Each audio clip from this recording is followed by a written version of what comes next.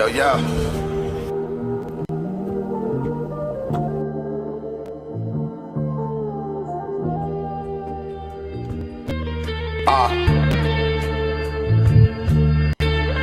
The generals and captains asking what's happening and why I ain't rapping. I'm sick of these Jewish bastards and they predatorial tactics, and plus I'm too rugged to sign a deal. Integrity locked and sealed.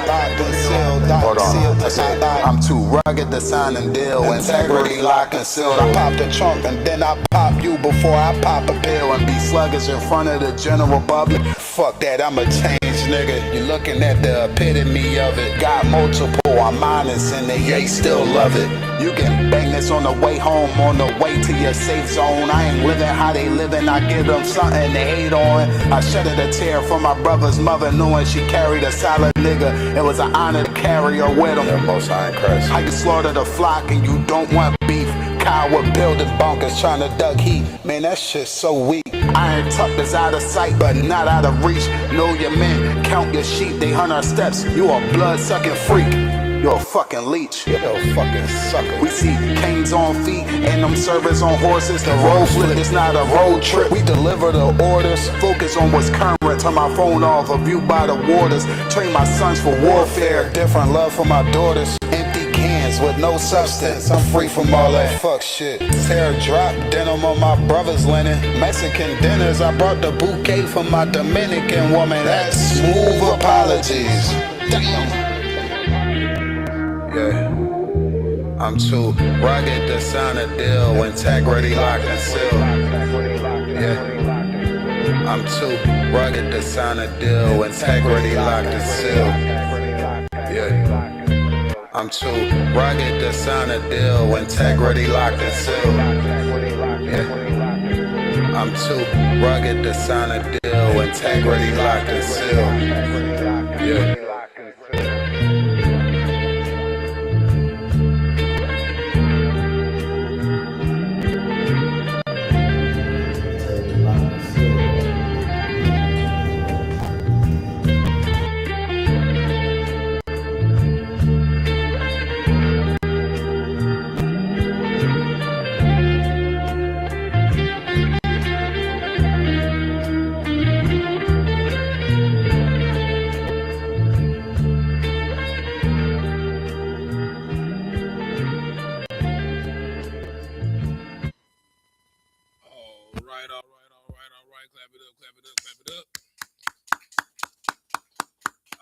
It's the Israelite School of Universal Practical Knowledge. Start out at 1 West 125th Street, Harlem, New York, under Commanding General YAHANNA. It is Monday, the history class, where we break it down line upon line, precept upon precept, here a little, there a little, using external references to back up and support internally what is inside of the Bible. Hold on 1 second. All right, cool. All right, so we are going to pick up where we left off at on marriage. Before we hop into it, of course, all of your questions are here to be answered. There is no question, as Captain Yatazak says, the only stupid question is the one that is not asked, right? So if you're on Facebook, go ahead and share the class. If you are on YouTube, make sure that you like, share, comment, and subscribe to to I.S.U.P.K Houston, I.S.U.P.K Galveston, I.S.U.P.K Deep East Texas, and I.S.U.P.K Beaumont and Port Arthur. So we left off last class. This is the fourth part of the series of marriage, speaking on a very, very, very major, important factor of marriage, which is communication. You know what I'm saying? Communication is key in a marriage. I mean, I think that is the number one, as we brought out last week, that is the number one decline in all marriages. You understand? It is due 100% to inability to communicate, right? And before we hop into the lesson, picking up where we left off at, um, it was a scripture that you said you wanted me to go to. I want to make sure you said Revelation 9:3. Revelation chapter 9, verse 3. Okay, 1 second. Okay, scroll up. Let's see. Revelations 9:3. All right, go ahead. And there came out of the smoke locusts upon the earth. Hold on 1 second. Mm-hmm.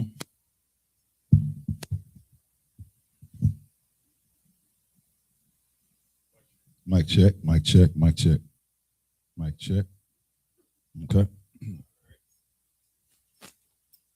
All right, go ahead. Revelation chapter 9, verse 3. Mm-hmm.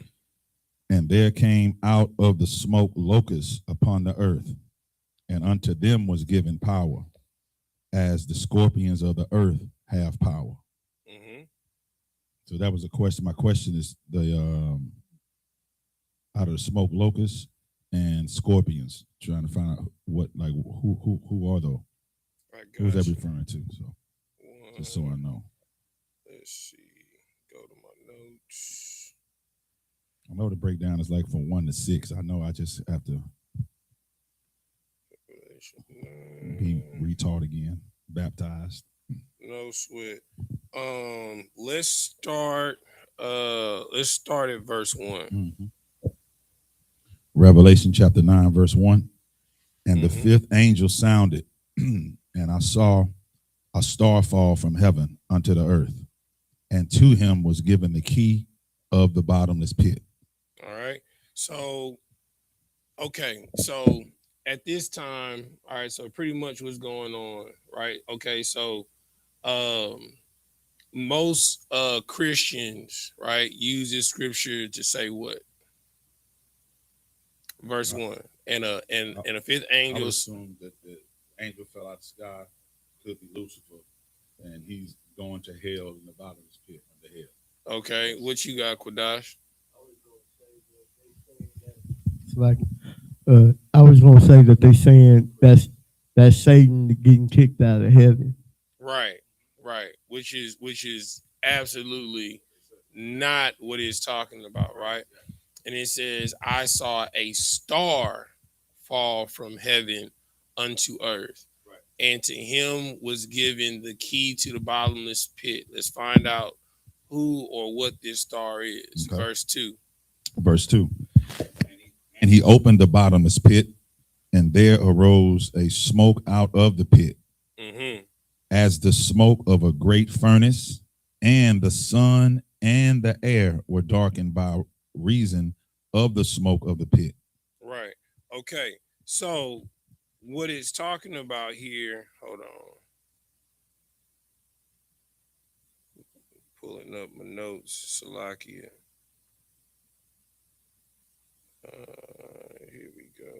Revelations 91. Right. So the star that it's talking about, right, is someone of renown that is fallen, right? The precept to this is Isaiah 14, right? When it says, "O Lucifer, how art thou fallen unto the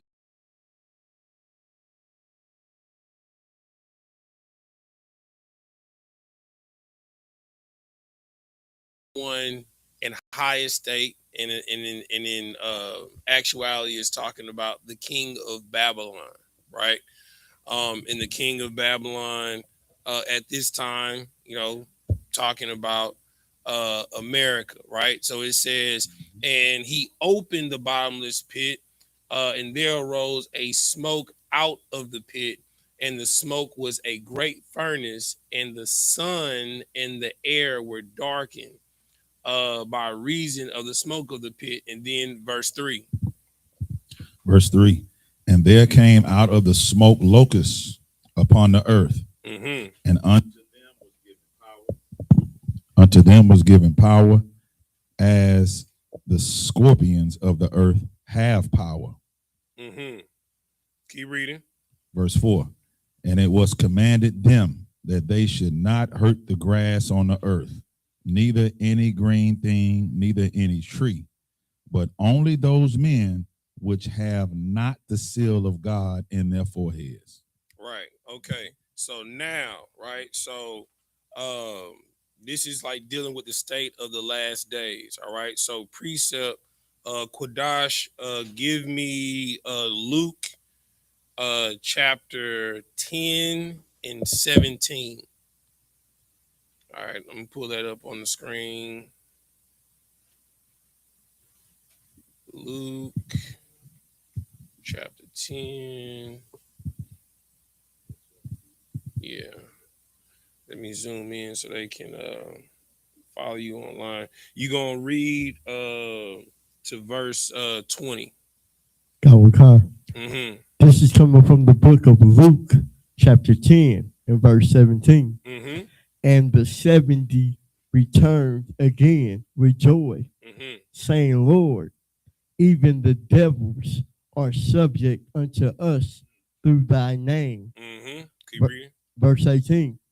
And he said unto them, I beheld Satan as a lightning falling from heaven. Behold, Satan falling is what?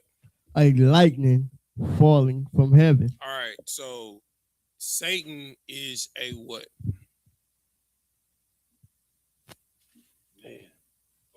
No. Satan is not a man. Oh, Satan, my bad. Not Lucifer, Satan. Satan is a what? Spirit. Satan is a spirit, right? So these things are simultaneous, right? Every man is possessed by a spirit, right? So a man of the Lord, a prophet of God, Ezekiel, Isaiah, Obadiah, Nehemiah, Elijah, Elisha, they were all filled with the spirit of the Lord. And the spirit of the Lord, just like with Adam, rose them out of the dust and out of the lowest state. The spirit of Satan is to bring you down from a higher state of you thinking that you are this you are comparing yourself to God, just like what it said in Isaiah.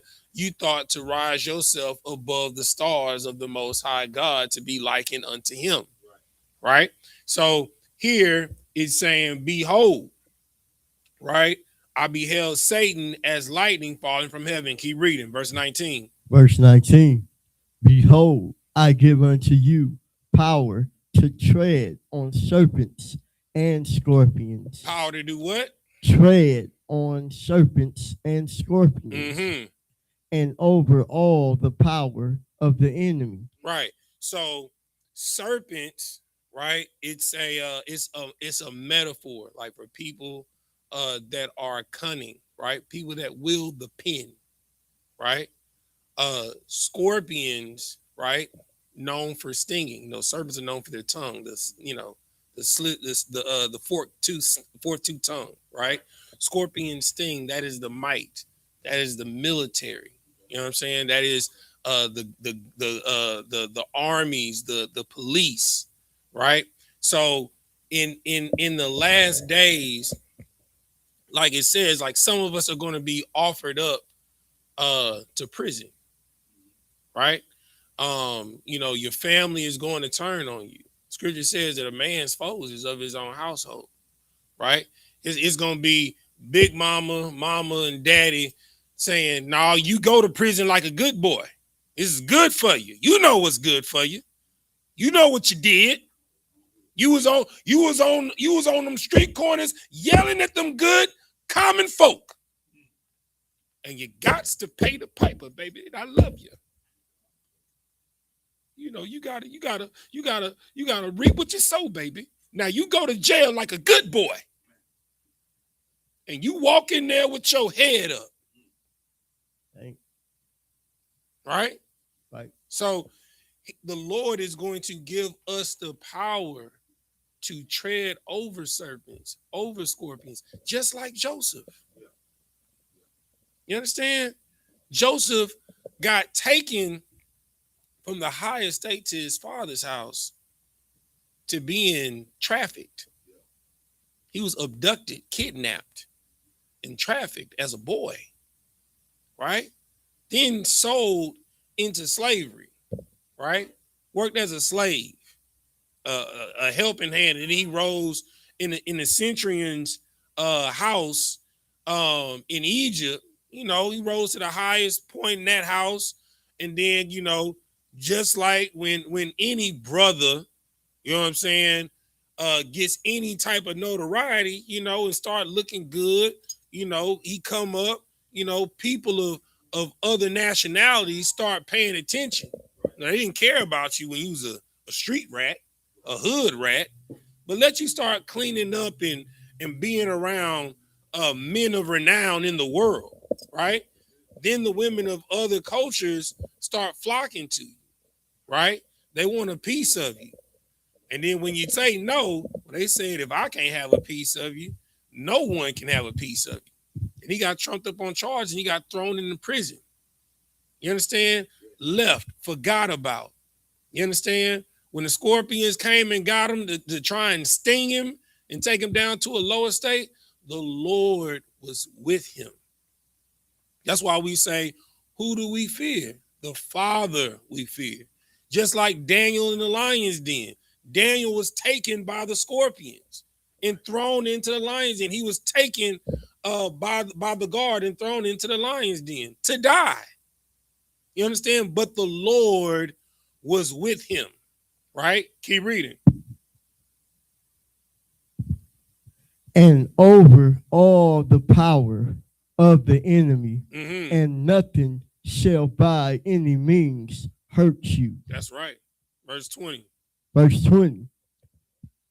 Notwithstanding, in this rejoice not that the spirit are subject unto you, but rather rejoice because your names are written in heaven. All right. Okay, so let's deal with some more talking about dealing with the scorpions. Let's go to where I want to go. Let's go to Isaiah. No, I don't want to go there. Let's go to John 1 and 1. You're gonna read 1 through 5, then you're gonna drop down to verse 14. This is the book of John, chapter 1, verse 1. In the beginning was the Word. Of course. And the Word, it's like it, and the Word was, and the, it's like it, in the beginning was the Word, and the Word was with God, and the Word was God. Verse 2, the same was in the beginning with God. Verse 3, all the things were made by him, and without him was not anything made that was made. Verse 4, in him was life, and the life was the light of man. Right. So the only thing that is going to help you tread over these scorpions, tread over these serpents in the darkness is the light of man. You understand? Is Christ, right? You're going to have, like the scripture says, that the righteous are as bold as a lion, but the wicked flee when no man pursue it. You know what I'm saying? So is the situation with Christ. You understand? Christ stood one amongst what the whole Sadducees and Pharisees. Every time they came up against him to try and confound him, they would flee. Now, and understand this, serpents aren't just the so-called oppressor that the Bible speaks of. You know what I'm saying? You can be of your father, the devil. And that's what a lot of our people are caught up in. A lot of our people are serpents because they have the mindset of our oppressor. You understand? And we have to fight against that. You have to be bold. You understand? Because the time of just talking is going to swiftly pass. The scripture says, you have not suffered unto blood as Christ has suffered. That is soon coming, right? Let's go to let's go to Revelations. I believe that's 13 and 14. I'm sorry. Still in John. Okay, come. This is the book of John, chapter 1 and verse 13. Which were born not of blood, nor of the will of the flesh, nor of the will of man, but of God. Verse 14. Verse 14. And the word was made flesh and dealt among us, and we beheld his glory, the glory as of the only begotten of the Father. Oh no, that's why I cut it off. We didn't have to go over that. Go to Revelations 2:9. I think it's 2:9. This is the book of Revelations. Hold on, let me pull it up for him online. Yeah. But I'm talking about the part after it where it says, "Yep, that's it. Hold on, let's see. Yep, that's it. So you're gonna read 9 all the way to 11. This is the book of Revelations, chapter 9, verse 11. No, chapter 2, verse 9 through 11. Sapar, if you could, can I get some water, please? Yeah, Revelations chapter 2, verses 9 through 11. Come. This is the book of Revelations, chapter 2, verse 9. I know thy works and thy tribulation and thy poverty, but thou art rich. And I know the blasphemy of them which say they are Jews and are not.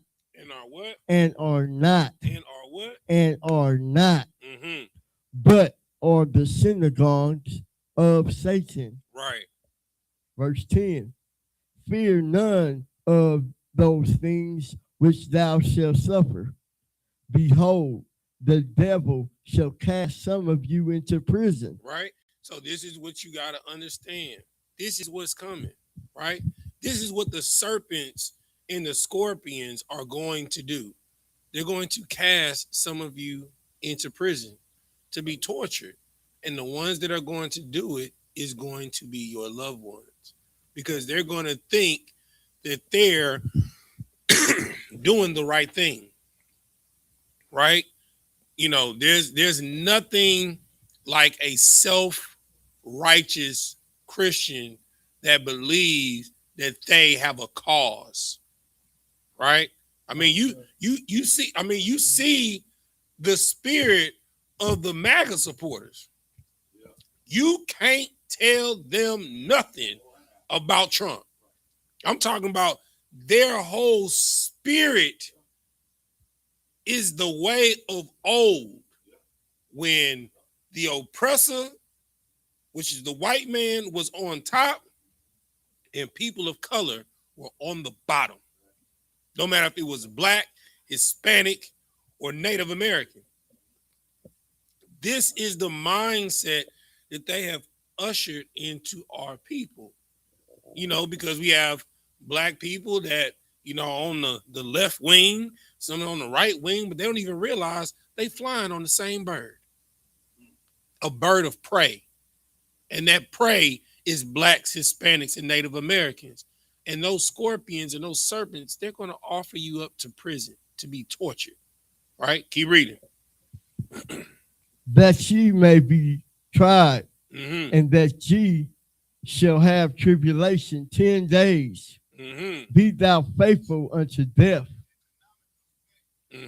and I will give thee a crown of life. Verse 11, he that have an ear, let him hear what the Spirit saith unto the church. He that overcometh shall not be hurt of the second death. Right? So the second death, right, is what's going to happen with the serpents and the scorpions. Because remember, before Christ even comes, it says that Shalom Christ, I'm teaching class. All right, no sweat. So what? It's not live. We're on what? You on YouTube?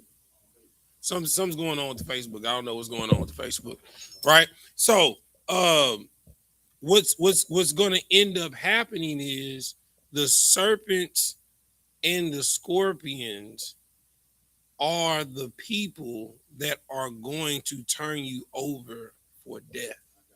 And if you do not have the light of the Most High in Christ, you're not going to see them in the darkness. And you're going to get stung. You understand? You are going to get bit with venomous bites to die, because their job is to offer you up to death. Go ahead, Quadash. If I may, sir, is that for you not having the light of God in you? Absolutely. You're going to be a part of that second death. Absolutely, absolutely. You're going to die along with them. Right, because the second death is a what? It's a physical death, because you chose not to die unto your carnality. Right. You chose not to sacrifice your flesh daily, because if we go back to Revelations 9 in verse 3, it says, and there came out of the smoke locusts upon the earth, and unto them was given the power, as the scorpions of the earth, to have the power. And it was commanded them that they should not hurt the grass of the earth, neither the green thing, neither any tree, but only those men which have not the seal of God in their foreheads. Only those that have not the seal of putting away their carnality, their flesh, and have sacrificed and reordained their lives to follow the Most High God. You will suffer the most. You gonna get taken in and swallowed up like Korah with a sinkhole. You know what I'm saying? You're gonna be taken down with a tempest, a hurricane, a tornado, a volcano erupted.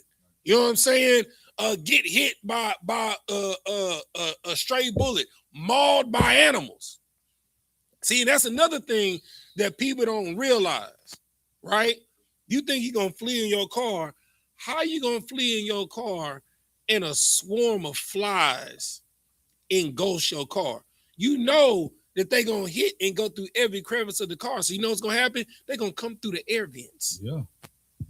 You know what I'm saying? They're gonna start nestling through the cracks in your car. Yeah, you know what I'm saying? And it's just gonna you can't. I mean, and we dealing with a little bit of that with the love bugs that's around here just copulating everywhere. Right. I mean, you can't take 2 steps by a tree and you not swarmed by love bugs. Right. You know what I'm saying? You can't run from what's going to happen. The Lord will use animals to take you out. You understand? When it's time to purge this earth, it's going to be time to purge this earth. What you got to want, y'all? No, just real quick. I'm not sure if it's Isaiah 47:6, something like that, but it said the Lord will not meet you as a man, right? That's what it's meant. But now the question was the green grass and the trees. That's people. That's the saints. I'm assuming. Absolutely. Right? I just want to make sure. Absolutely. Okay. All right. So yeah, you know, that's what we dealing with on that. All right.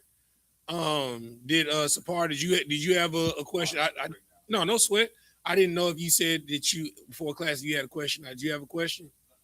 Okay. All right, no sweat.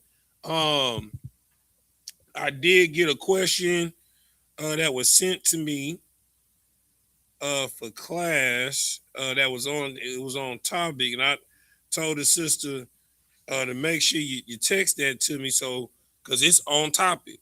right? So this is the question from the sister.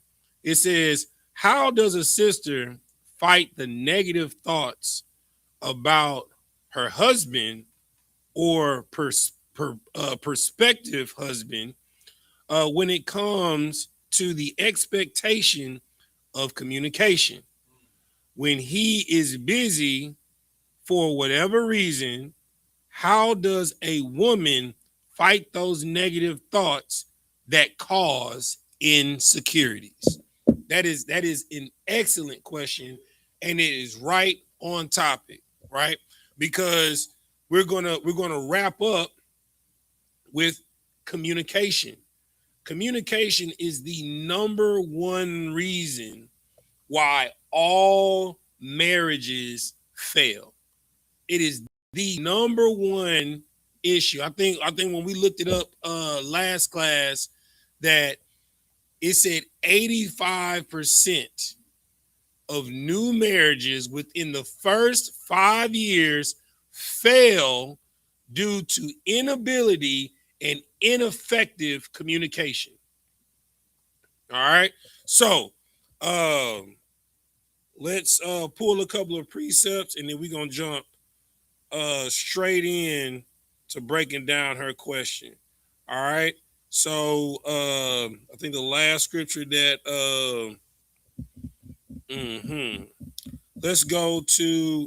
let's first pull the first scripture, right? That's going to answer her question. Let's go to James, the book of James, chapter 1.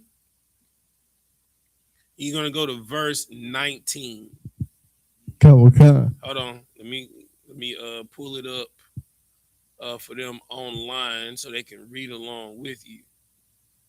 James chapter 1 and verse 19. And this goes on both sides of the spectrum. This goes for both men and women, right? When you battling your own personal insecurities, right? When you got it, brother, go ahead and read. This is coming from the book of James, chapter 1 and verse 19. Wherefore, my beloved brethren, let every man be swift to hear. Be swift to what? Swift to hear. Right. So, sis, when it comes to matters of dealing with your insecurity, 9 times out of 10 is because you're running off with scenarios in your mind. You're building a whole world. Okay, well, if he's not talking to me, he's doing this. Well, if he's doing this, who is he doing it with? Well, not only who is he doing it with, how often is he doing it with that person? You're just spinning off scenarios because you're not listening. If you were listening to what your husband is telling you, it would secure you in your thoughts, or your prospective husband if you're courting somebody, right? You know, a brother in this school, depending on his rank, does not have high availability, right? So I give you an example. I'm an officer of 5,000, right? I just also so happen to be a camp leader. I'm on the phone all day, dealing with matters while I'm at work. I'm constantly in counsel. I am constantly giving scripture breakdowns. I'm constantly giving and completing orders from captains and generals. You understand? And then fulfilling requests from brothers and sisters that are in the school while maintaining the continuity and the integrity of the school. And I'm just an officer of 5,000. I was doing the same work as an officer of 1,000. I didn't have, like, my phone didn't ring as much, right? But depending upon the rank of the brother that you're married to in this school, because this sister's in the school, so I'm gonna give that scenario, and then I'm gonna give a worldly scenario, right? That brother might not be as accessible. Now, for brothers married to a sister in the school, that might be a high functioning sister in this world. Like, you know, she's a flight attendant, a nurse, a lawyer, a doctor, a professor, a teacher, or you know, right now I got you know, I know 6 sisters in the school that are truck drivers. Some of them broker runs, you know, so they're constantly moving and working, and they have the type of jobs that they might not be able to be on the phone like that, right? Especially if you a nurse. Like, if you a nurse, your attention got to be on your patient. Like my wife is a nurse. She be on that phone dealing with new intake, and then after that making sure all of their charts is right, so that when they go in, that they not giving anything wrong. You understand? It is a very important job, and they have to focus, right? So it can go both ways, right? Or you know, like my job, like I'm out there making sure at new construction sites that they know where the gas lines are. They know where the gas mains and electrical mains are, right? And I can't necessarily be on the phone like that. And if I'm on the construction site, you know what I'm saying, you ain't gonna be able to hear me no way. You know what I'm saying? So that's where grace in communication has to be laid. That's where understanding has to be laid. Now, with that said, if you give your word to someone that you're going to do something, you need to keep your word. The scripture says it is better that you not utter an oath than to utter an oath and not keep it. Right? So with that said, if you guys are communicating, you're getting to know each other, or you're in your marriage and you know each other's schedule and you know what's going on, the first thing you got to be, sis, the first thing you got to be, brother, is slow to anger. You can't automatically assume the worst. If you know your mate, if you chose this mate, you can't automatically assume the worst.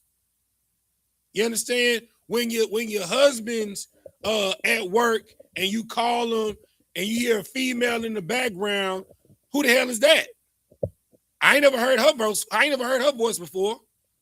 When they start letting females locate gas lines. Yeah.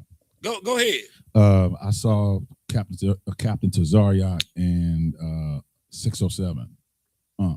And what you're speaking about is called reality therapy.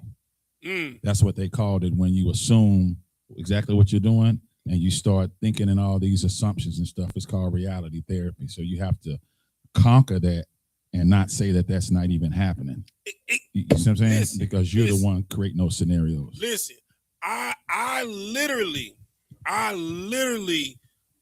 just had a counseling session with a sister that's battling postpartum depression, right?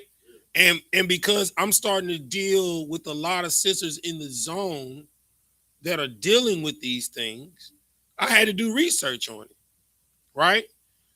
In the postpartum therapy that they give you a list of providers for, and they suggest as soon as you deliver, you start going to sessions so that you can know the triggers and warning signs. And one of the number one things that they talk about is speaking to the facts of reality.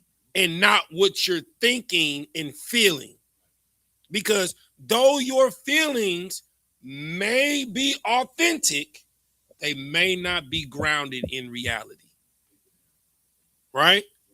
So in marriage, you'll start to, run off scenarios and make up situations. Number one, when you don't got no business of your own.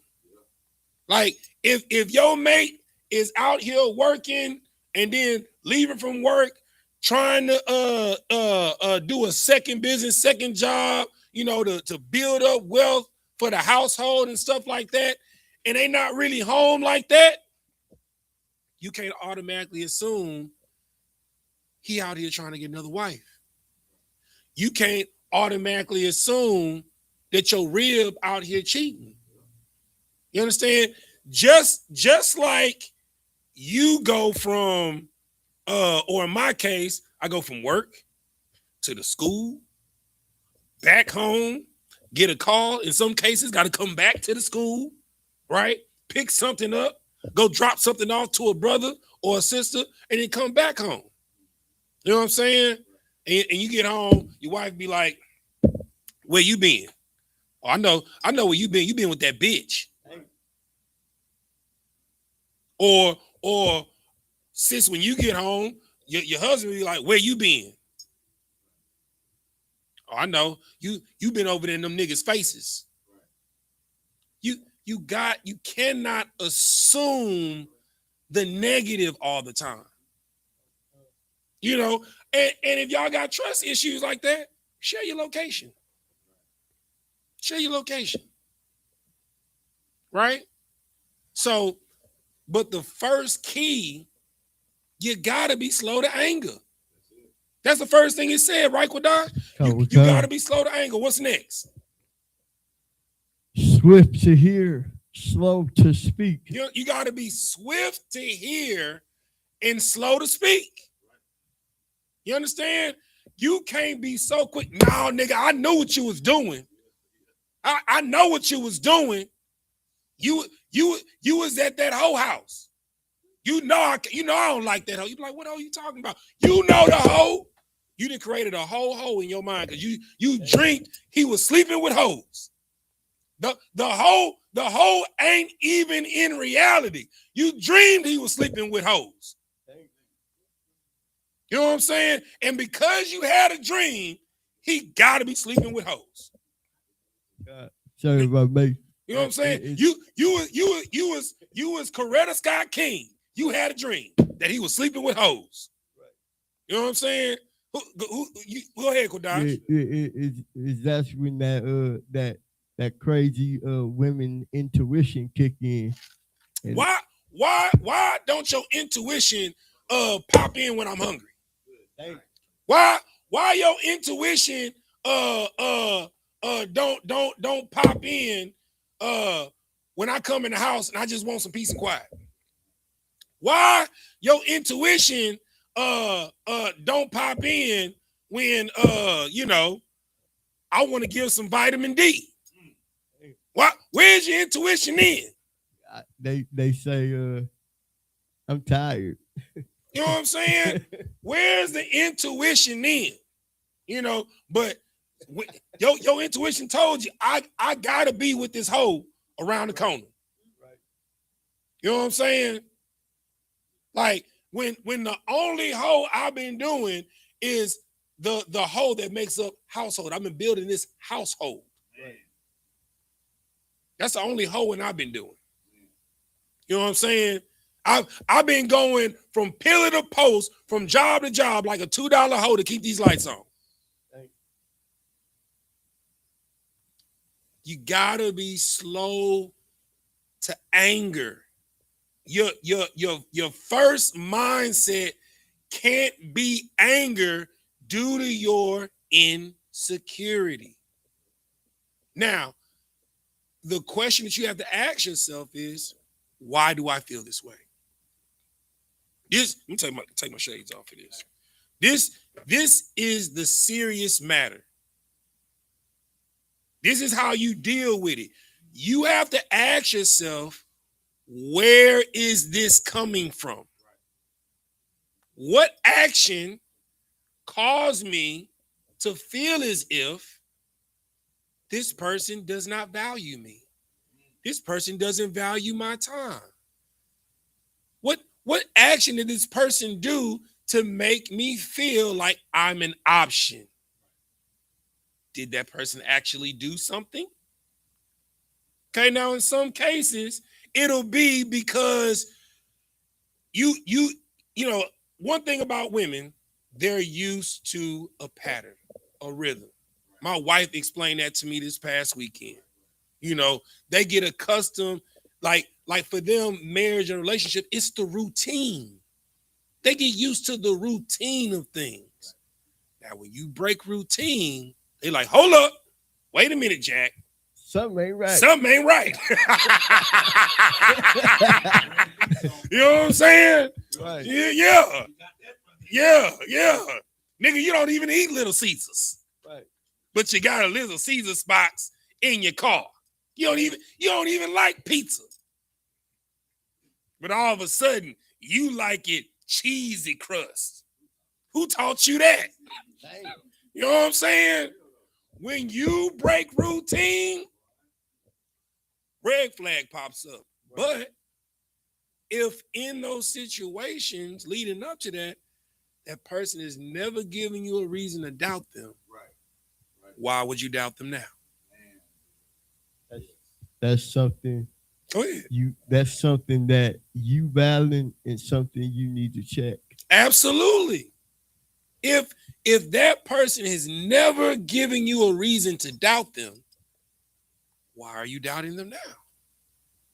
Because we're talking about routine. We're talking about pattern, right? My routine and my pattern is never giving you a reason to doubt my loyalty to you.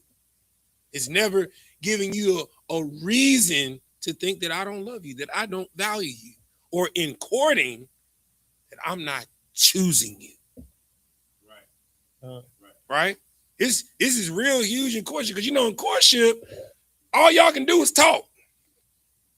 You know what I'm saying? And then you might get permission to go on a date, supervised. Y'all can't be going to the margarita bar unsupervised. You in there talking about what John 3:16, Captain Kahan told me, he's like, brother, you gonna John 3:16 right in that ass. Salakia. Now you're married. You know what I'm saying? Because you thought you knew better than counsel. There's a reason why they only allow you to interact with each other a certain way during certain stages, right? In the first 2-3 months, they only gonna let y'all talk on the phone.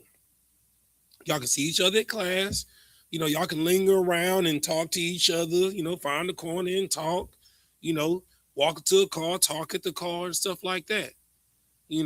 After 2-3 months, okay, they'll do what they call a reassessment.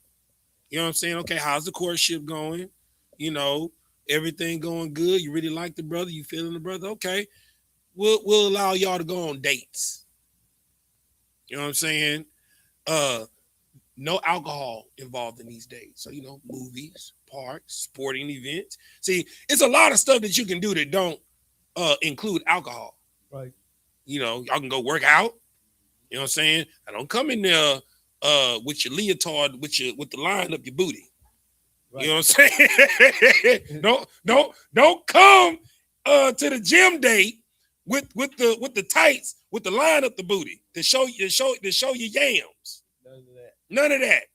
Do that nigga said salami. You know what I'm saying? Come looking wholesome. You can throw on some sweats. They got some real nice female workout. That's fitting. Because don't nobody want to work out no super baggy stuff. You want to be able to feel the pump. You know what I'm saying? But don't come in there looking like no hoe. You know what I'm saying? The hoe that you accuse them of seeing. Right. You know what I'm saying? And another thing that you got to understand is how you get them is either how you keep them or lose them. right? So if you around here acting like you out here hot to trot, or brother, you being a monger of whores, you know what I'm saying? You treating the woman that you're courting like a whore, and then you get upset when you get married and she hoes on you, brother. You didn't treat her like a princess. So when she married you, she didn't act like one. She didn't walk around and carry herself with her shoulders back and her held high with dignity, like she's royalty. Right. Nah, she was in that bitch twirling her hands like this. Right. You know what I'm saying? Standing on tables. You know what I'm saying? Throw it around in a circle. You know what I'm saying? Everywhere she goes, she trying to wear a sundress and make it clap. That's what you got. How you start is how you finish. You have to set the precedent in the beginning.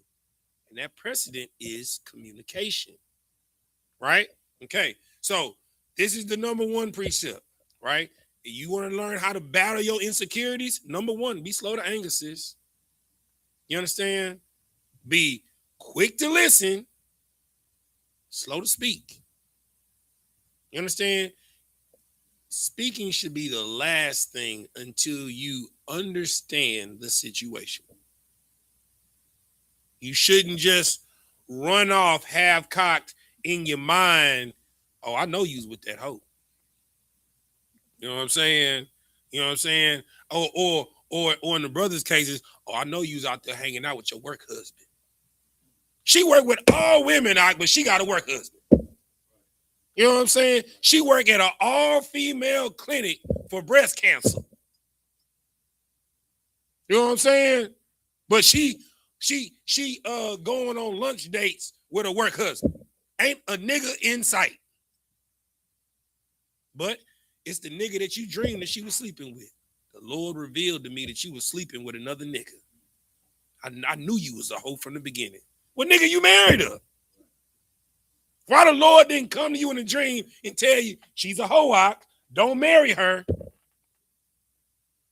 Why he didn't show up in a Project Pat song? Don't save her. She don't want to be saved. Why he didn't? Why? Just like she got women intuition and you just supposed to be such a mighty priest. Why you didn't prophesy that? This is what you have to think about. This is what you have to consider. That's why you have to communicate.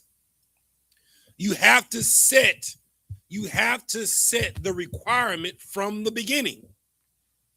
And sis, brother, if you set this requirement and this person's not with it, guess what? That person's not for you. Right. And you have to be okay with that and know that this was an experience for you to grow from and not learn from.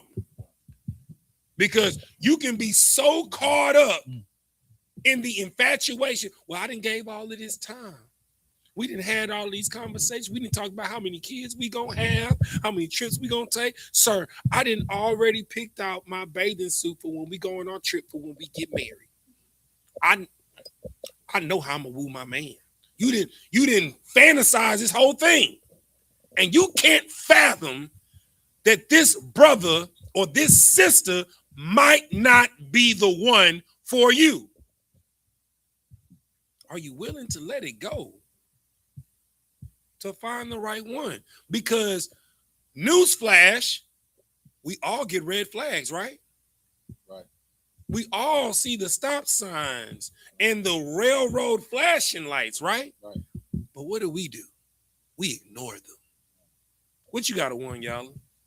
So I know this is a worldly couple, but I was trying to wait until you segue into it because it's the history of marriage.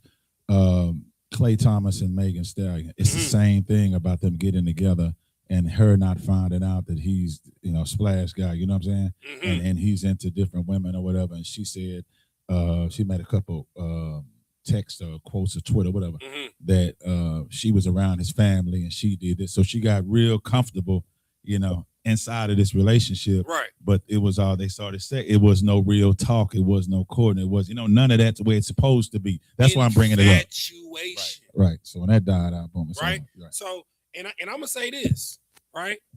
Because there was a lot of back and forth on social media. Those pro-Megan, those anti-Megan.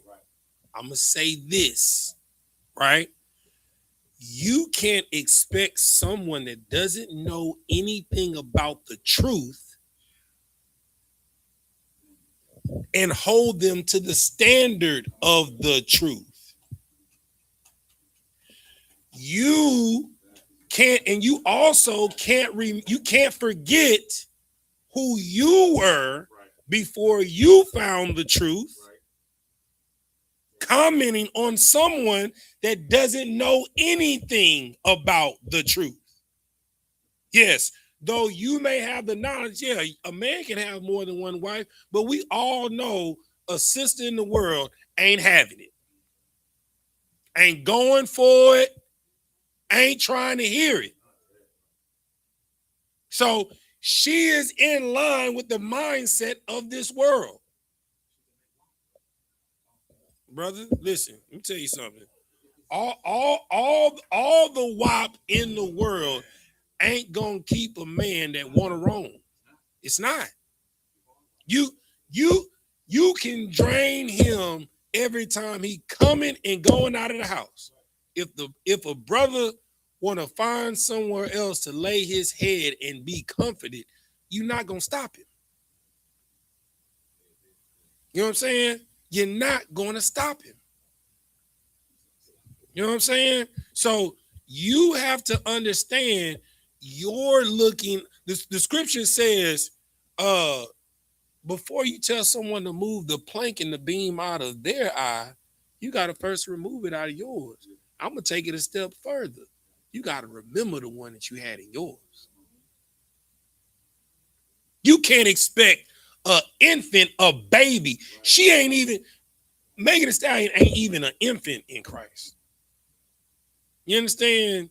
She a sperm still swimming in a nut sack. You understand?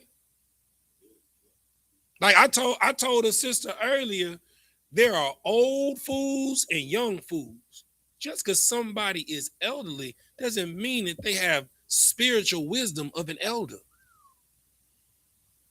It's some old hoes out here and some old whoremongers they call sugar daddies.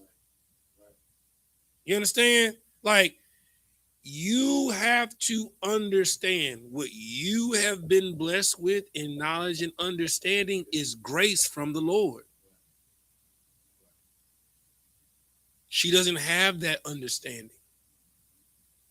And for you to have the mindset of, I don't know why she tripping. Yes, you do. You was just tripping 3 years ago, 4 years ago, 5 years ago. You was her. But because you have this newfound wisdom, you're forgetting the most important tool in fishing people towards Christ. Remember, you have to meet the person where they are, not look down upon them.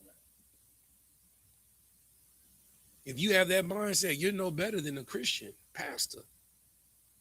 You're no better than a deacon or a deaconess, because they look down upon the people that fall. But what's crazy is the people that you glorify in the Bible, majority, all of them, fail. All of them stumbled. All of them had doubt. All of them had insecurities. Moses had a speech impediment. It wasn't enough that the Lord told him, I'm with you. He's like, you know what? If you so nervous, you gonna be as God, and Aaron gonna be your prophet. He's going to be your voice. You understand? You're gonna stand there mighty with your staff, and Aaron is gonna make your proclamations that have come from the Lord.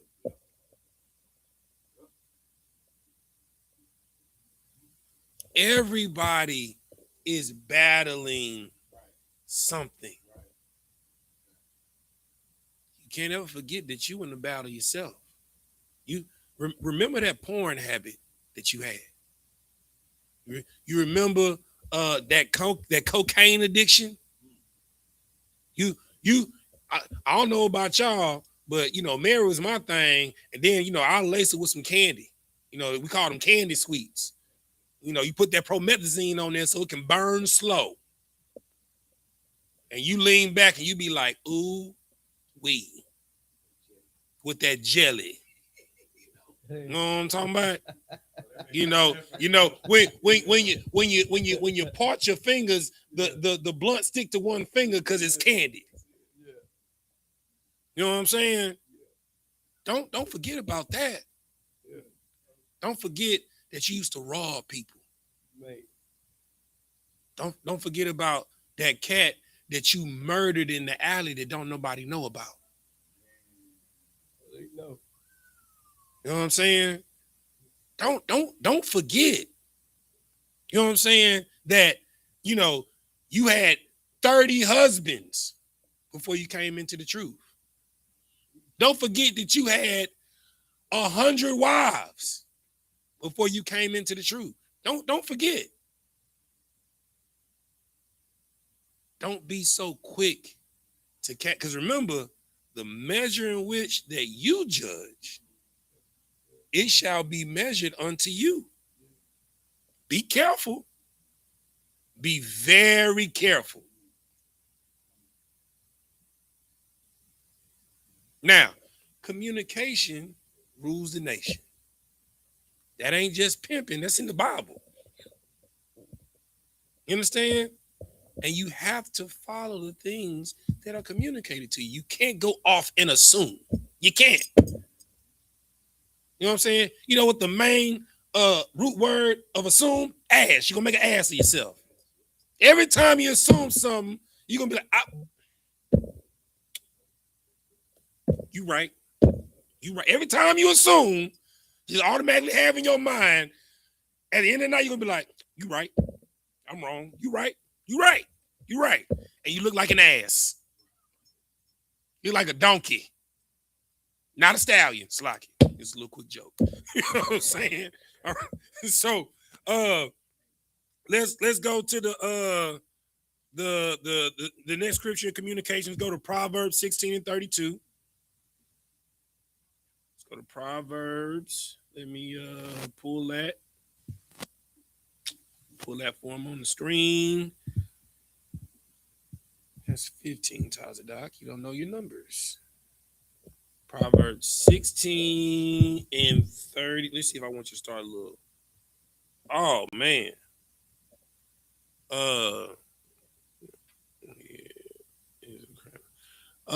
Start at 31, bro. Let me start at 31.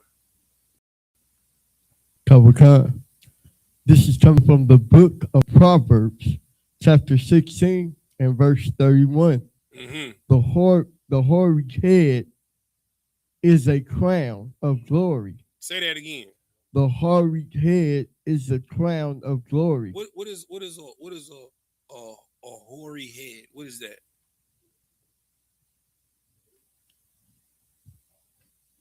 Yeah, go ahead. Yeah, anybody can say it. Gray hair. Gray hair, right? It's a crown of glory. You know what I'm saying? So where we all come from to make it to 50 is an anomaly. Brother, if you make it to 60, you're a miracle. 70, forget about it. You know what I'm saying? Even if you an old fool, you got some stories to tell of your foolishness. You understand? But there's also a lesson in that. You got to take your time. You can't expect when you come into your marriage, when you when you're courting, you're gonna be communicating like somebody that's been together for 30 years. You don't know the person. I give this analogy all the time. You have to look at your marriage as a living, breathing organism.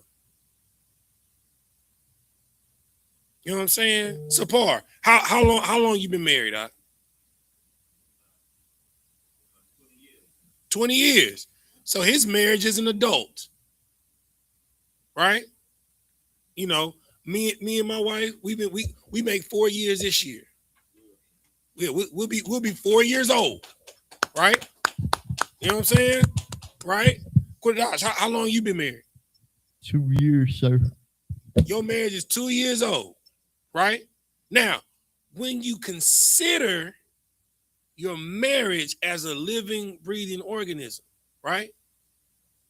And we're 3, about to be 4, you barely know how to communicate. Yeah. At 2 years old, all you know how to do is yell. Terrible twos. You throwing tantrums. You throwing stuff. Throwing fits. Nah, I don't want it. Nah. You know what I'm saying? At 20 years old, you in that thing, man. Seasoned. You know, 20 years old, you know how to spit game, baby.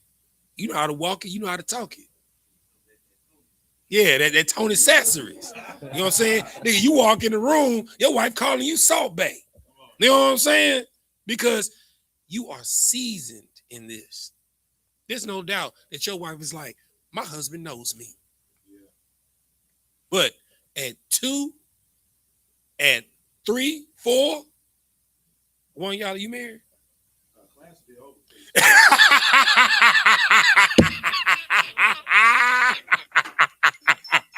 That nigga said, yeah, it's about 30 minutes till class is over, sir.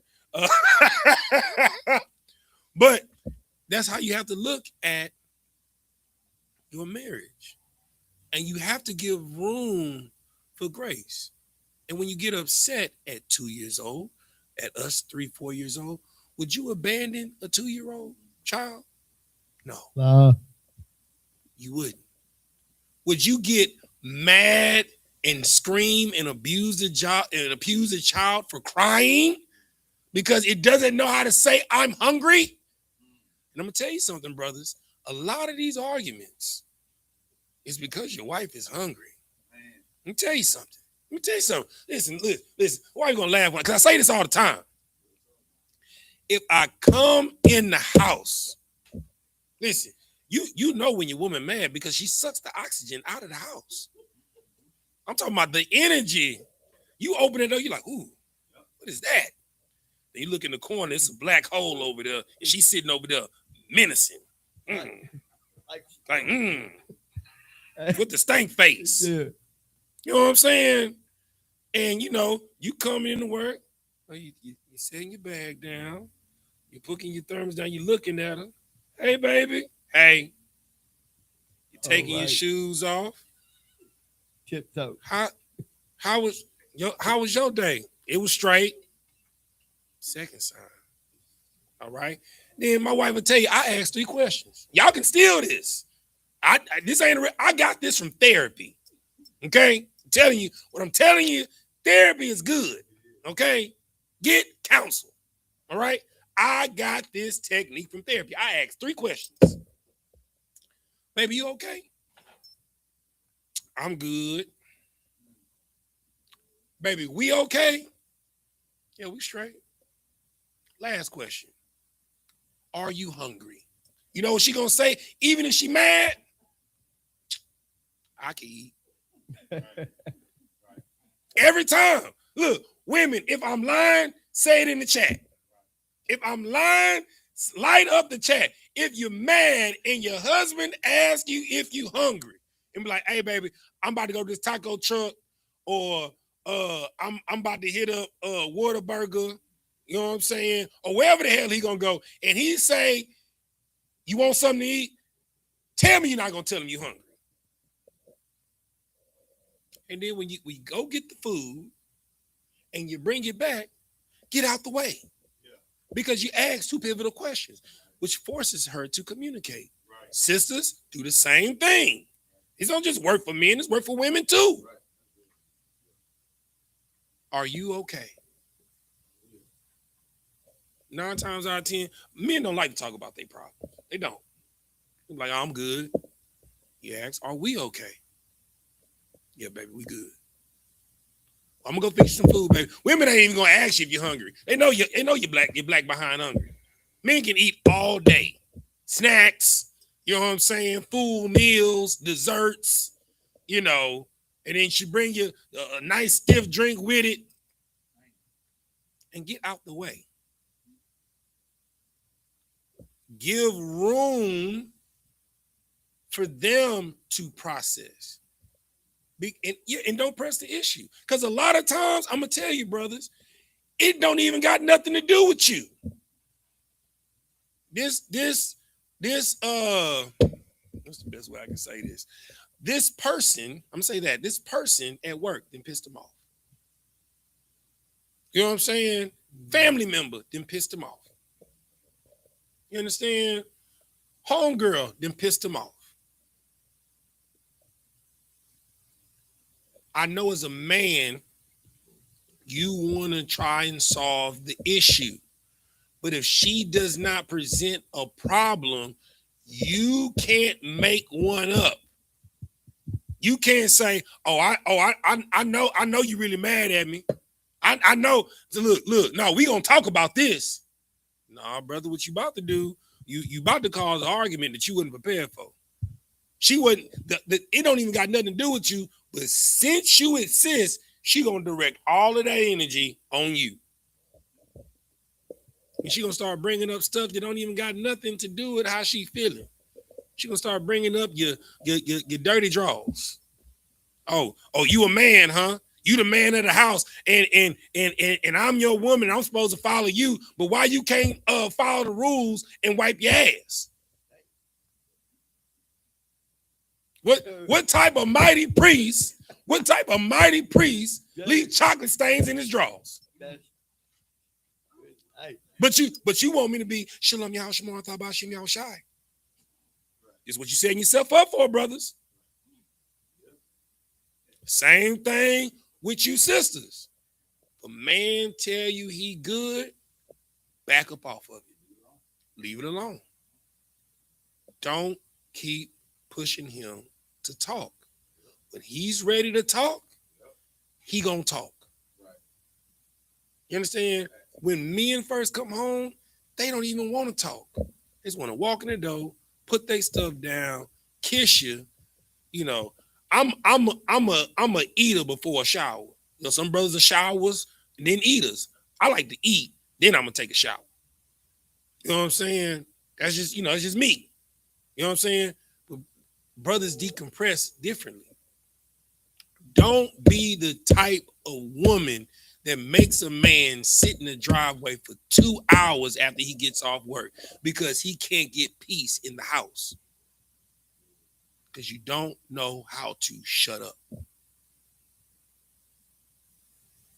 A man has been dealing with problems all day at the job.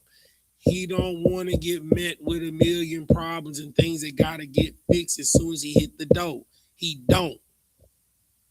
He just want to sit for a second and reflect in silence. And chill. Then, once he get his food and while he eating, she'd be like, baby, how was your day? Like, oh, it was good. He gonna ask you, how was yours? It's funny you ask that. That's when you bring it up. It's funny you ask that. This crazy thing happened at work, And brothers, I'm gonna tell you, all your wife really want is a friend. She just wants you to listen. You know what I'm saying? Like I told y'all last class, turn on the automated responses. You don't give a damn about what's going on at work. You don't care about what's going on with her retarded ass friends. You don't care about what's going on, the family feud of the week. You don't care. But because it's affecting her, just listen. you know, drop an occasional, that's crazy, baby. They said that? For real? No, you have to break that down a little bit more. See, when you say that, they locked in. You know what I'm saying? Because they know that you care about their day and what's affecting them. Because if you let a woman vent, you don't become a soundboard. Where she just hurling things off of you. When you let her vent her frustrations, and then it's going to get to a point to where after 2 years, 3 years, 4 years, y'all got a rhythm. Y'all got a pattern. Something that she looks forward to. I can't wait till my baby get home.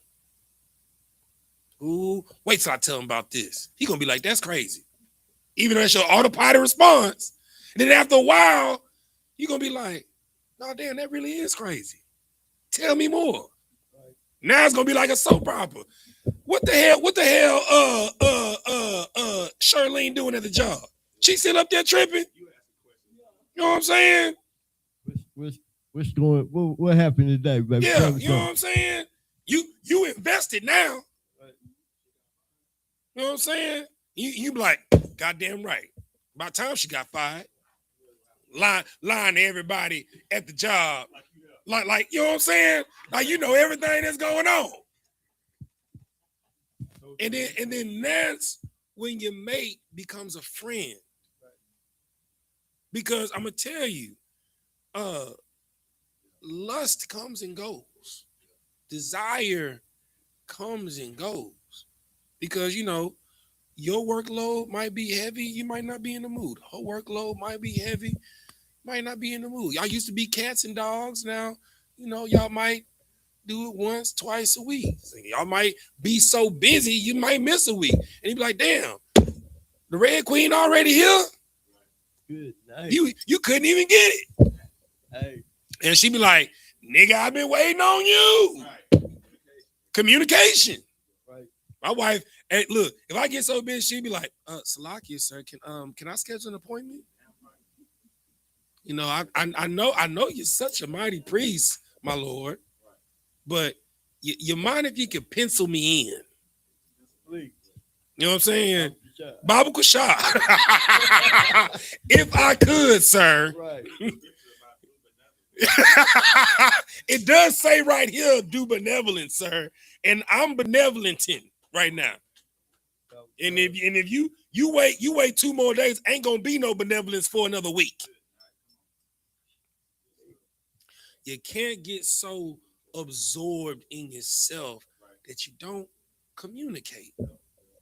Right? Read that scripture. This is a book about Proverbs 16 and 31. Mm-hmm. The hoary head is a crown of glory, if it be found in the way of righteousness. Verse 32. Verse 32. He that is slow to anger is better than a mighty, and he that ruleth his spirit than he that taketh a city. Now, this goes back to Sis's question, right? If you're slow to anger, you're better than anyone that's mighty. Because what, and I'm gonna tie this back to boxing for those that box. It don't matter how good you are if you can't control your emotions in the ring. When boxers and fighters are fight on mat, if you're doing UFC, you know what I'm saying, or boxing, you can't fight mad. Because you know what you do when you're mad? You don't breathe. Yeah. You know what I'm saying? And then it goes a step further and says that he that ruleth his spirit, then he that can take a city. When you come home and your wife is in a mood, don't take it personal.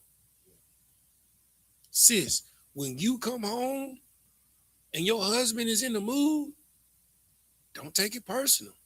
Remember, at all times, the best mindset in mind. The one time that you should assume is that everything's okay. Right. You don't got nothing to do with you. Right. If you know that you've been on point, if you know that you've been going above and beyond, and if you know that you've been a rock, a grounding rod for your significant other, why would you assume that it got something to do with you?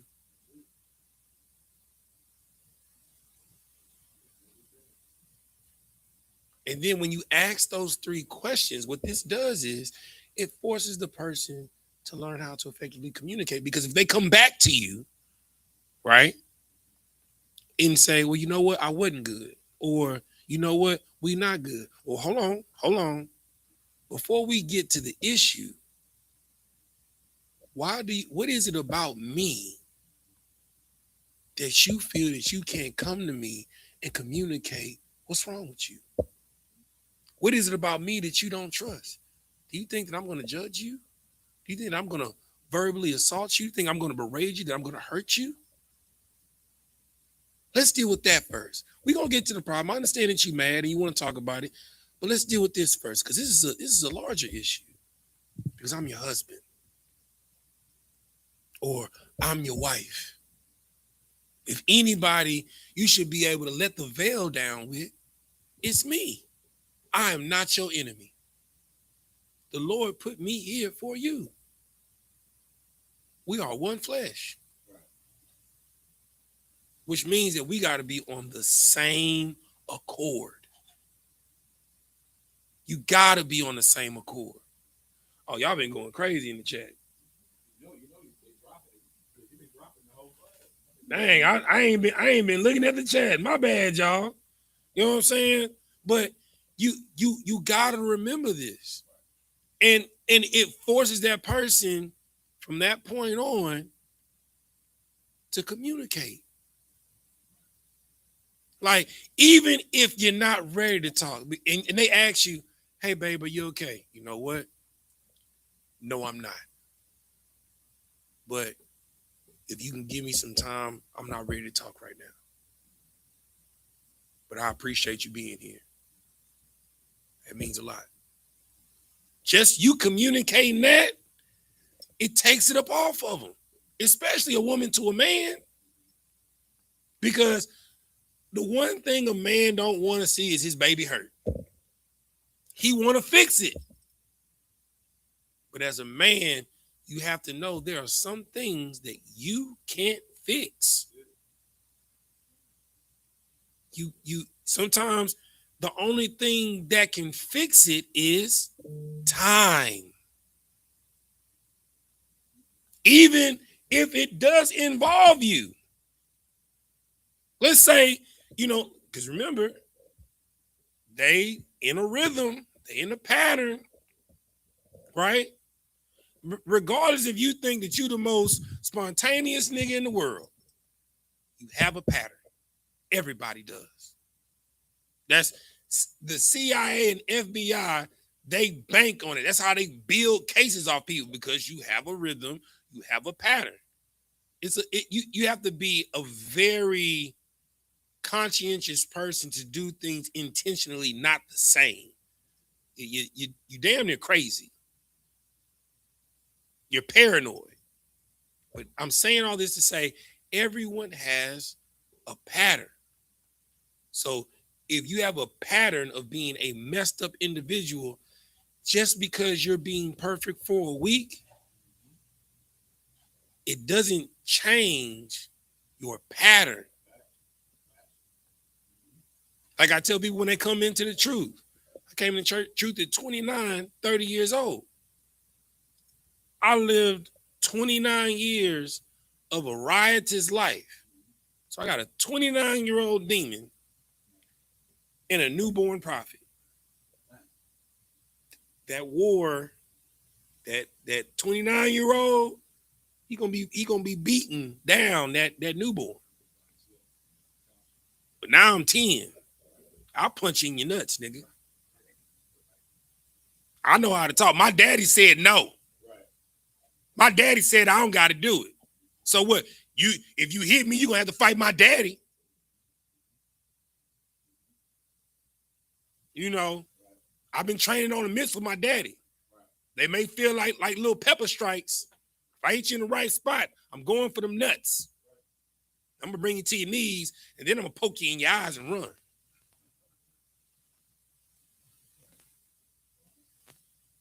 So you gotta understand, and you gotta have mercy for the person that's trying to forgive you.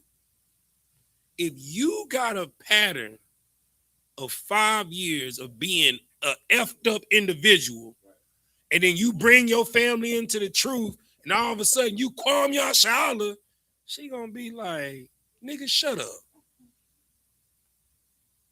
You socked me in my eye 2 years ago. Kwam that, nigga. Though she hearing everything that Cap is talking about in class, she with that. You know what I'm saying? She even noticing the change that you made, but you still socked her in the eye 2 years ago. So when you move a certain way and you say certain things, she recognizes that pattern. So it's going to take a lot longer for her to forgive you. Because remember, there are certain things, brothers and sisters, that you can't physically fix. The only thing that can fix it is time and communication. When you adjust based off of whatever the foul and F-up is, just because you've been perfect for a week, but what about these past 3 years, though? What about this past year? What about these past 2 years? I ain't forgot what you promised me or what you said to me.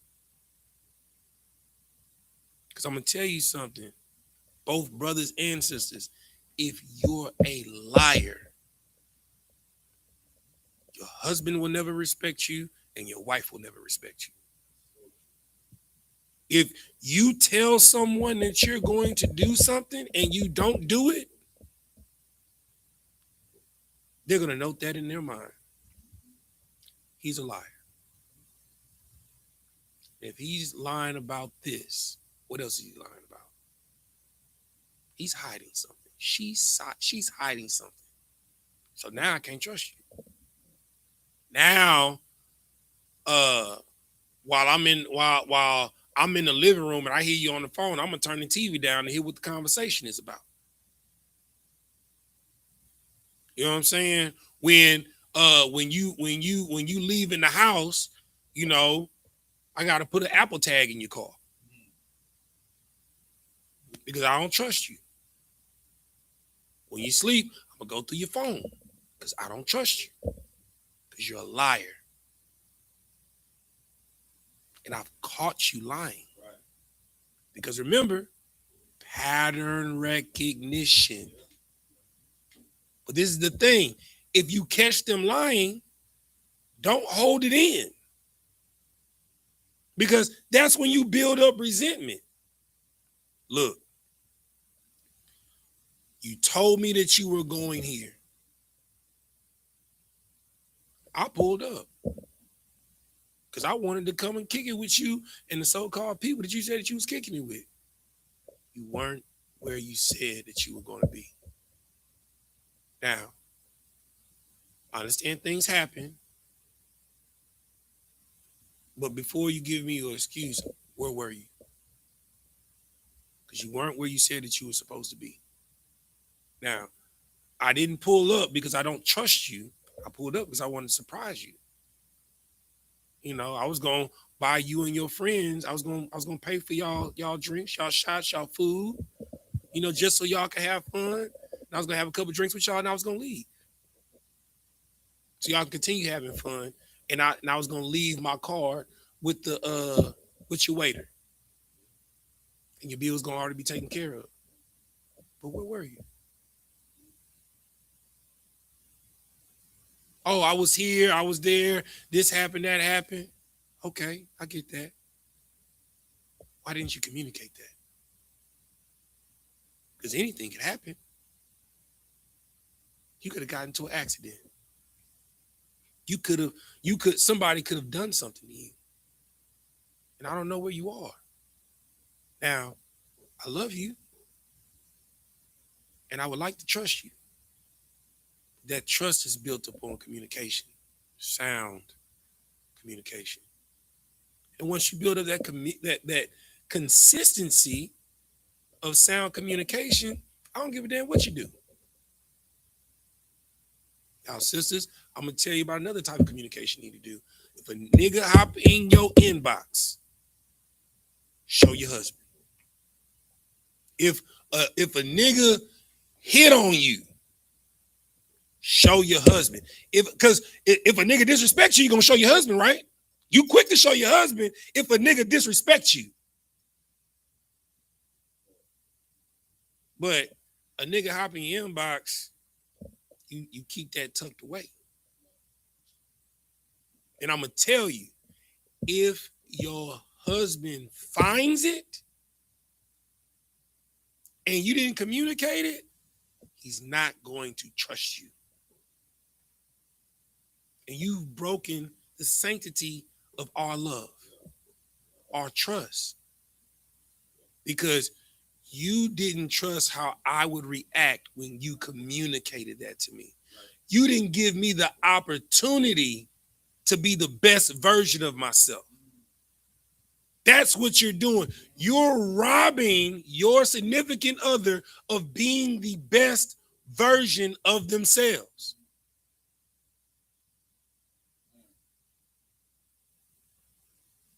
You can't do that because this life, it is a solo quest, but you're also a supporting actor and actress in someone else's quest.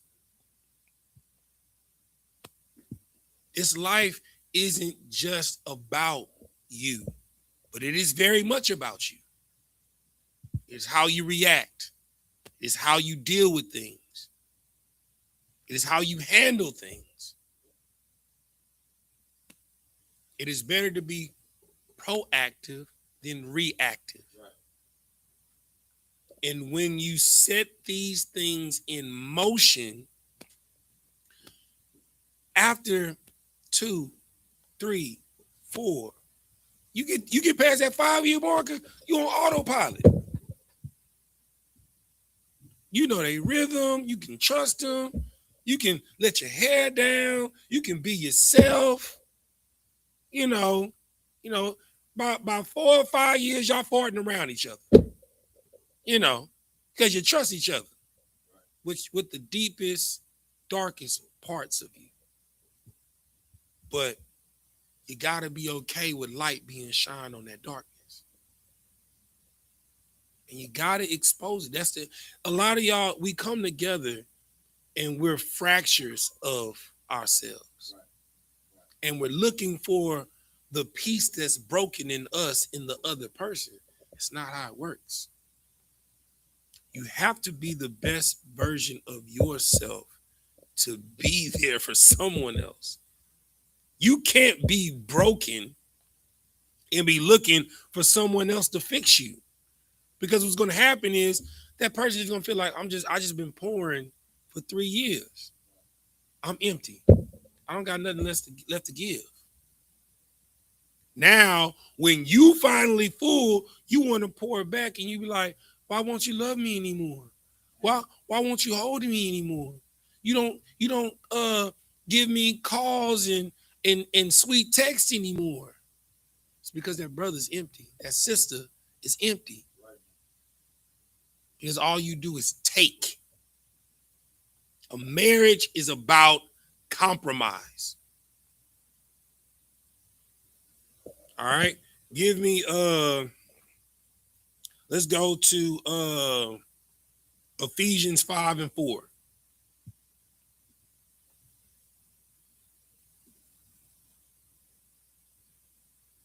Go there with you, pull it up on the on the screen form, Ephesians 5 and 4. All right, when you got it, This is the book. Start at verse 3. This is the book of Ephesians, chapter 5 and verse 3. But fornication and all uncleanness or covetousness, let it not be once named among you. So when you come to, not even, let's remove the marriage out of it. Before you even come, you can't say that you want a wife and you out here having unlawful sex. You out here sleeping with other men's wives. You know what I'm saying? Sis, you got a different husband every month. You know what I'm saying? Or you living a vicarious lifestyle, you know, sleeping with the same sex. But you say you want sis, you say you want a man, and brother, you say you want a woman. You can't say that you want to be married and you live in a lifestyle that's unclean. You lying. You scamming. You selling drugs. Okay, so you do know his rules to the game. You know what I'm saying? Just because you have a kid, that don't mean niggas gonna stop playing ball. You know that, right? Whatever game you in, just because you get married and have a kid, that don't mean niggas gonna stop playing ball. So you might want to wrap that up and tie that up in a nice little bow before you get married. You know what I'm saying? Like, you got to remove all of this from you before you get married. Because you got to be the best version of yourself to allow that person to be the best version of themselves. If you're a terror in the household, after a while, you know, that gets old real quick. Real quick. Right? Keep reading. Once named among you as becometh saints. Verse 4. Neither filthiness nor foolish talking. Neither filthiness or foolish talking. You understand?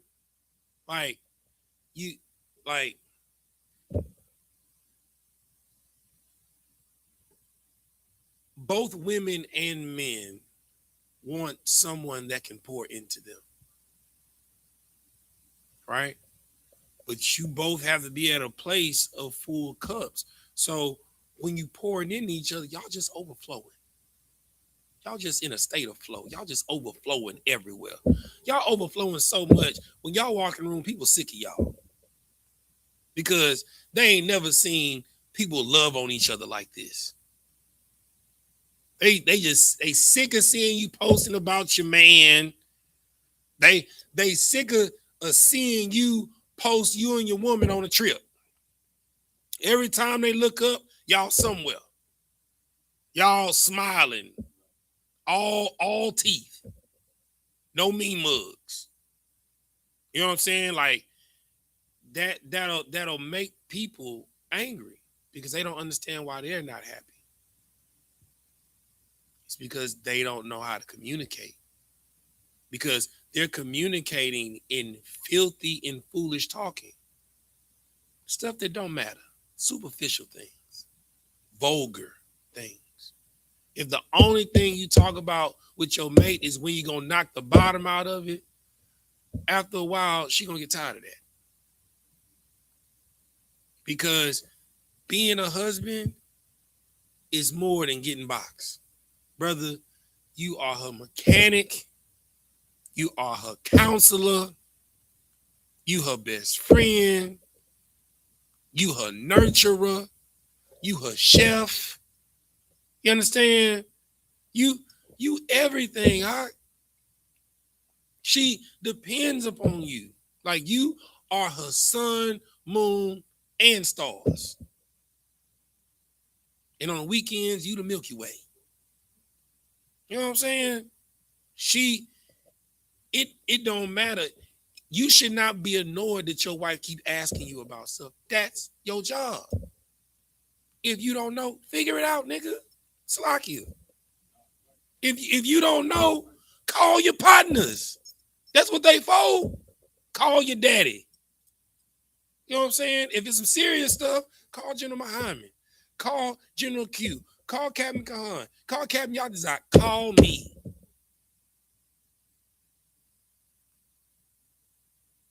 But the one thing that you can't tell your wife consistently is, I don't know.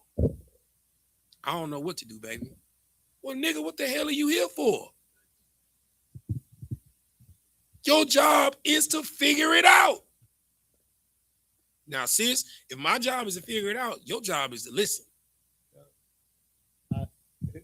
If I don't know, I'm going to look to the man above me and find out. Exactly.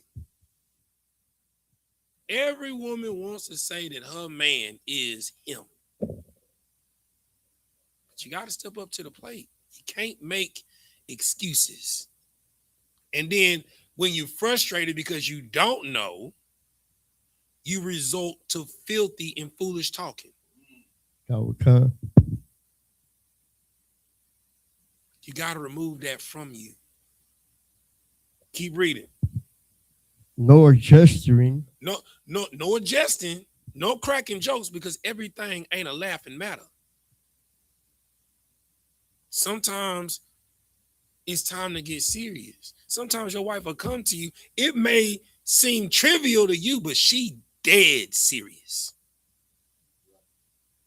Like, dead serious. Everything, you can crack jokes, but everything not a laughing matter. Don't take everything that your wife come to you with as a joke. Sis, don't take everything that your husband come to you, oh, you being insecure. Oh, you tripping. Oh, I know what it was. Your mama wasn't in your life. Thanks. You wouldn't raised up in a 2-parent household. Be careful. Because once you start disrespect, it don't just go one way. Because just like a woman only gonna take so much, a man is definitely only gonna take so much disrespect. I pray you understand. And when someone that you love, a man, disrespects you and he get real personal with them words, oh, it's gonna cut deep. You gonna roll over, pretend like you sleep, but you're gonna be wide awake that whole night. You ain't gonna get no sleep. Both of y'all. Because you're consorting in filthiness, foolish talking, and everything's a joke. Keep reading.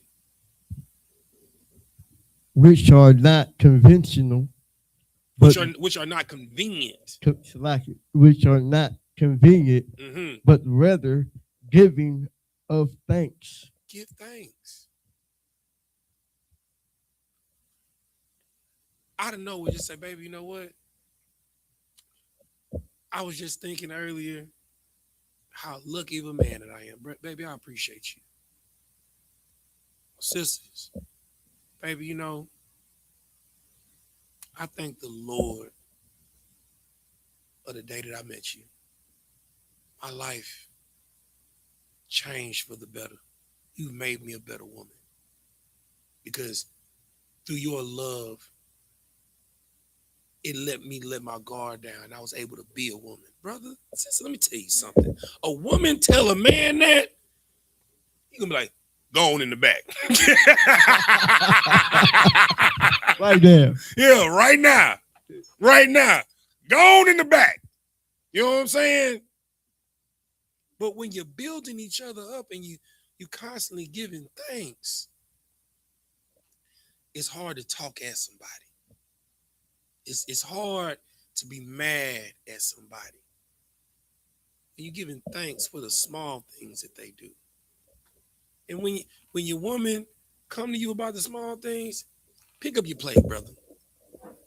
I know you'd rather get to it late. Just trust me. Just pick it up. You know, you finish eating, take your stuff to the sink. As my wife tells me, everything has its place. I've learned that. Everything has its place, brothers. You know what I'm saying? You know that go both ways, right? You can put that back on, and when she leaves something out, you be like, right. I thought everything had its place. She was like, boy, shut up. Right. But that's when jesting is cool. Because y'all friends. You've compromised for her, so she's gonna be, she knows that, you know, it's certain things that she asks you to do that you just like, you're making you cringe. But the fact that you're making an effort, she's like, I appreciate you, baby. I see you trying. You know what I'm saying? You know, you done went from 6 socks under the table to 2 this week. They still there, but it ain't 6, it's 2. Cause I'm telling you, when I come off work, that's what I do. You know what I'm saying? I got a nice little pile to stay on by the right leg of the coffee table. And she like, boy, if you don't get these socks up, you know, and you know, I went from having a mound to like, you know, 3 or 4. I'm getting there. You know what I'm saying? But you want to listen because it'll be that day when she's having a day and you're going to think it's about the socks, and it ain't going to be about the socks. What type of grown man can't put his own clothes in his hamper? It ain't about the socks, I promise you. Listen to me. It ain't about you putting the plate in the sink. I promise you. It's brother, it's something that's been back building for months.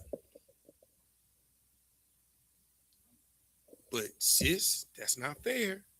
Brother, that's not fair. If you're offended, the scripture says, go to him and him alone. In order to gain a brother, same thing, to gain a sister. What y'all got to remember is when you get married, you're still brothers and sisters. That's the key ingredient. That's still your sister. That's still your brother. And you still got to act and carry yourselves accordingly. Communication is quintessential. It stomps out all doubt and insecurities in a marriage. If you have doubt, or if your mate has doubt, or if you have insecurities, and your mate has insecurities, it's because of your inability to communicate every single time. Man. And then after that, it's following through on what you communicate. But communication, that's how you get them in the first place. Your mouthpiece, your game. Right? But it can't be all game. You got to back it up with something. You know what I'm saying? So this is how you keep Satan out of your marriage. When you mess up, confess. Don't put it off, because if your mate finds out, you're a liar. And you're going to be a liar for some weeks and some months. You done lied one time. Oh, you lied twice? Oh, nigga, slack it. Now, in every argument, you an MF and liar. I can't trust nothing that you say. And then she bring up each instance that you done lied, or vice versa. He bring up each instance that you done lied. I don't know what to believe. I don't know if you're coming or going. If you're staying or leaving. If you love me or hate me.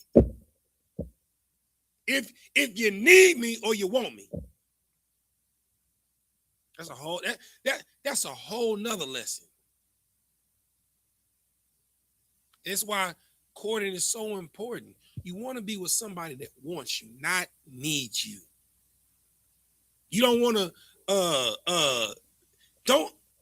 don't be the man that meets a woman and be like, oh man, you got everything together. What you need a husband for? Nigga, she wants you, stupid dummy.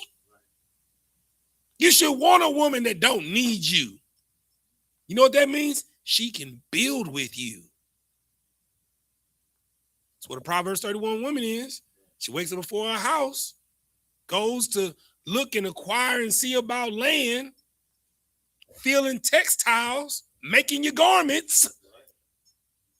So you can just focus on being a priest, looking fly, because your woman got you draped up and dripped out. Dummy. You should want a woman that don't need you. You should always want somebody that wants you. Because a person that's in need is manipulative to make sure that the need is met.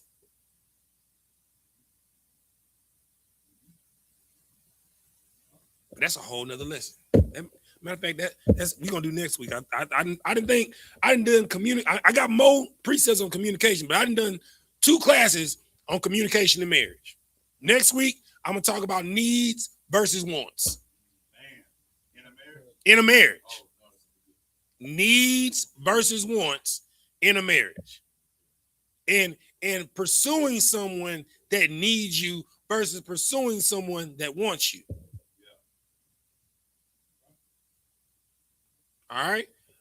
And if there's no, let's see, make sure there ain't no questions on here. Shit, say no, I'm talking about. Oh, no sweat. Yeah. With that, we're gonna turn the mic pass the class over the priest and officer Quadashiala with the security announcements. Just turn the camera. Just turn the camera at the top. Just turn the whole camera. Yeah, the camera. All right. Not the book, the camera. Just turn it. There you go.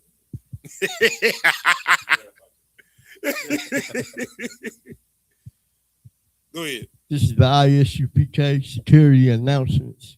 We are the I.S.U.P.K, started out of 1 West 125th Street, Harlem, New York. Rules for new brothers and sisters. When a new brother or sister comes into the school, they are off limits for 6 months. They are to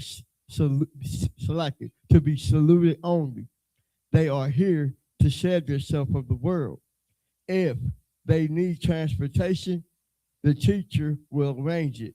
After 6 months, if a brother or sister has an interest in a particular person, he or she must get permission from the head to speak to a brother or sister.